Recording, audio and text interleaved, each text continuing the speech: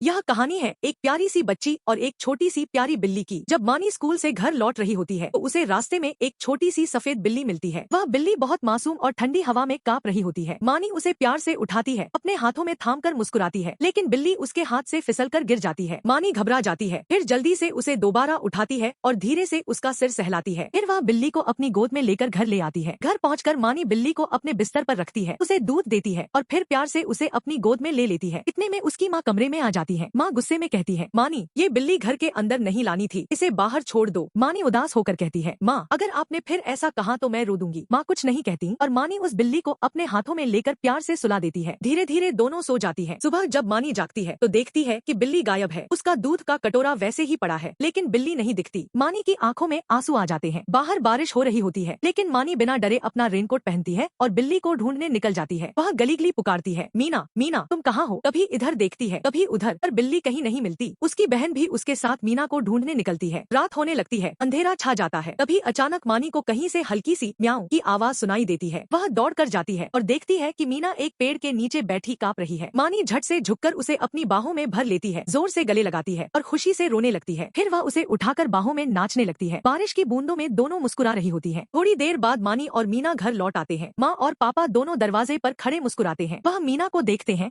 और कहते हैं, ठीक है मानी, अब यह बिल्ली हमारे घर की भी सदस्य है। और इस तरह मानी, मीना और उसका परिवार हमेशा के लिए एक साथ खुश रहने लगते हैं।